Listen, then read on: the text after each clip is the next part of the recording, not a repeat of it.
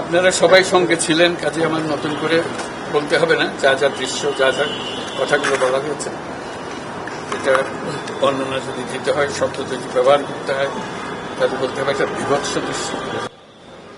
এটা মানুষের মনুষ্যত্ববোধ বলে কোনো জিনিস যা আছে সেটার থেকে বহু গভীরে নিয়ে গেছে। এটা নিশ্চিহ্ন করার জন্য মনুষ্যত্ববোধ যেন কারো না থাকে। নৃশংস অবস্থা, প্রতিটি জিনিস যে হয়েছে এখানে যতটাই শুনি অবিশ্বাস্য মনে হয়। এটা কি আমাদেরই জগৎ, এটা কি আমাদেরই সমাজ, আমরা এটা করলাম?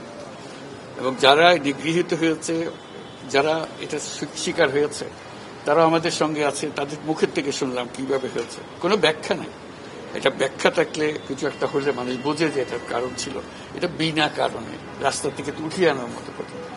বিনা দোষে কতগুলো সাক্ষী সাবুত হাজির করে সেই যন্ত্র, ওই এক্সপ্লোসিভ কতগুলো গাড়ির ভিতরে ঢুকিয়ে দিয়ে তারা বলছে তুমি সন্ত্রাসী, জঙ্গি, এইগুলো বলে বলে তাকে নিয়ে আসা হয়েছে।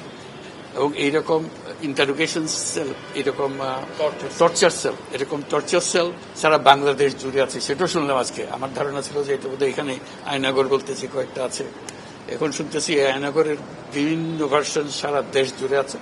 কেউ বলে 700, কেউ বলে 800। এতে সংখ্যাও নিরূপণ করা যায়নি পর্যন্ত কতটা আছে, কতটা জানা আছে, কতটা অজানা রয়ে গেছে সেই জিনিসগুলো। আমরা এমনি শুনি আইএমএ জাহেলিয়াত বলে একটা কথা আছে। এই গত সরকার এই আইএমএ জাহেলিয়াতকে প্রতিষ্ঠিত করে গেছে সর্বক্ষেত্রে। এটা তার একটা নমুনা। আর আমি কমিশনকে ধন্যবাদ জানাচ্ছি, তারা বহু কষ্ট করেছে।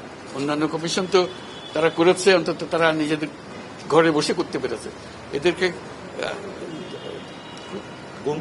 গুম কমিশনের যেটা, তারা কোদাল আর এগুলো আবিষ্কার করার জন্য আসতে হয়েছে, তাদেরকে বের করার জন্য। কিসের মধ্যে লুকিয়েছিল, কারা কি করেছে, এখনো ধ্বংসাবশেষ আমরা দেখতেছি। কাজে আমরা দেশের যে চূড়ান্ত অবনতি, চূড়ান্ত রূপ দেখলাম সর্বক্ষেত্রে, এটা তার একটা প্রতিচ্ছবি। কাজে গুম কমিশন যেটা আমাদের সামনে নিয়ে আসলো, সেটা হলো যে কি পরিমাণে একটা দেশকে সর্বদিকে ধ্বংস করা যায়, এমনকি মানুষের একেবারে সামান্যতম যে মানবিক অধিকার সেটুকু থেকে বঞ্চিত করে রেখে দেওয়া হয়েছে। আজকে এটা জাতির জন্য একটা বড় চূড়ান্ত রকমের একটা ডকুমেন্ট হবে। আপনাদের সাক্ষী রেখে আপনাদেরকে নিয়ে এসে আমরা শরিক হলাম এটাতে। যারা এই ভুক্তভোগী তাদের সঙ্গে কথা বললাম, কয়েকজনের সঙ্গে। ভুক্তভোগীদের সংখ্যা আমার জানার মতো 1700 প্লাস, 1750 বা প্লাস, এরকম যারা ভুক্তভোগী। অজানা কত এটা তো আমরা আর জানি না। কেউ বলে যে এটা 3000-এরও বেশি হবে। কাজে সেটাও আমরা ধরে নিলাম যে একটা সীমারেখা দরকার, যেটা আমরা অজানা, সেটার উপর কেউ প্রমাণ দিতে পারেনি। নির্মাণ কাজেও আমি বেছে নেই CSRM TMT 500W, committed for better still। এই যে উদাও হয়ে গেছে, মানুষ নিশ্চিন্ন হয়ে গেছে, কেউ বলতে পারছে না সে কোথায়। তার মেয়ে আপনাদের সামনেই ছিল আজকে, যে বলছে আমার মাকে কোথায় নিয়ে যাওয়া হয়েছে। আজ 9 বছর করে, 9 বছর ধরে আমরা আর খোঁজ পাইনি। সে নিজেও ছিল, 11 বছর বয়সে ছিল, সে মায়ের সঙ্গে ছিল, তাকে রেখে মাকে নিয়ে চলে গেছে। এই হলো সামান্য একটা দৃশ্য। এই দৃশ্য বড় করুণ দৃশ্য। এবং এটার কঠিনতম যে লেসনটা হলো, যারা করেছে তারা আমাদেরই সন্তান, আমাদেরই ভাই, আমাদেরই ঘনিষ্ঠ আত্মীয়, তারাই করেছে। এবং আমরা এই সমাজকে যদি এর থেকে বের করে না আনতে পারি, তাহলে এই সমাজ তো টিকে থাকবে না। যে এইভাবে যদি আমাদের হয়, আমাদের সন্তানরাই যদি এগুলো করে, এবং তারা যদি এইরকম কাজ করতে পারে, যে মানুষের পক্ষে যেটা সম্ভব। একজন বলছিল ওই যে খুপড়ির মধ্যে তাকে রাখা হয়েছে, গ্রামে তো মুরগির খাঁচা এর চেয়ে বড় হয়। এরকম অবস্থা, মুরগিও নড়াচড়ার যেরকম জায়গা পায় না, ওরও নড়াচড়ার কোনো জায়গা নেই। ওকে ব্যবস্থায় রাখা হয়েছে, মাসের পর মাস, বছরের পর বছর তাকে ব্যবস্থায় রাখা হয়েছে। এটা মানুষের সামনে এখন বিচার রইল, কিভাবে আমরা আবার নতুন করে সমাজ গড়তে পারি, যাতে করে আমরা এই যে এটা আমাদের সবারই অপরাধ, যেটা হতে দিয়েছি আমরা দেশে। আজকে আমরা মুক্ত হলাম, সে মুক্ত বাংলাদেশে আমরা যেন নতুন করে আবার সমাজ গড়তে পারি। এটার থেকে একেবারে অতি দূরে যেন আমরা চলে যেতে পারি। এটার নমুনা, এটার সাক্ষী, এটার যে ডকুমেন্টেশন গুম কমিশনের রিপোর্টের মধ্যে থাকবে, এবং এটা অবশ্য পাঠ্য হিসেবে সবাইকে পড়তে হবে, এবং তাদের যারা করেছে তাদের বিচার করতে হবে। তা না হলে আমরা নিষ্কৃতি পাবো না এটার থেকে। এই যে কাজগুলো করে গেল তারা, তা না হলে আমরা আবার মুক্তভাবে বলবো কি করে যে আমরা এই দেশের মানুষ, আমরা পরিষ্কার। যারা করেছে তাদের জন্য আমরা কেন মুক্তভোগী হতে যাব? তাদের সে বিচার করবো, জনসাধারণ বলবো যে হ্যাঁ এটা উচিত বিচার হয়েছে, তখন আমরা এটার থেকে মুক্তি পাবো। সেটাই হলো আমাদের আবেদন দেশের সবার কাছে, এই বিচারটা যেন আমরা করে ফেলতে পারি।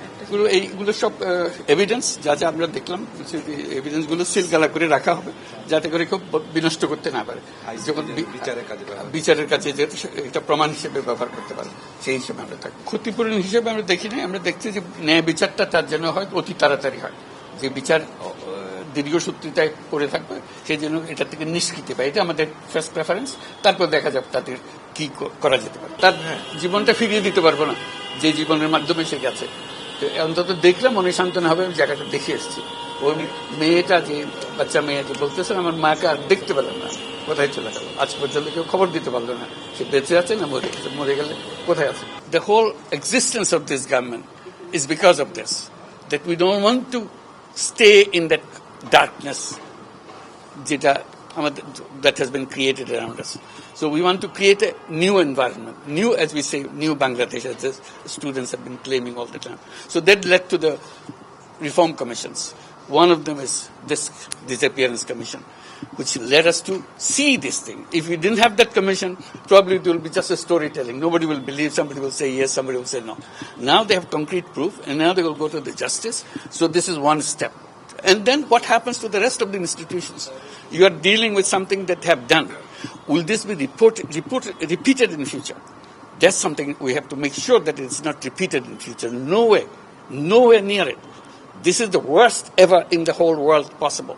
So we don't want to have anything to do with it. We'll be as normal as any civilized human being could be. So that's our commitment. That's what the reform commissions are all about. And since you asked the question, I'm very grateful to the Commission for taking the trouble. It was not an easy job.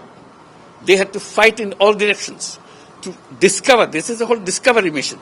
It's not as simple going and taking evidences and writing reports about it. So they had to really detectives in very serious way. And they're still worrying about whether we can skip the evidences as they are after all this thing happened. So this is our commitment. We want to create that society and that world for us.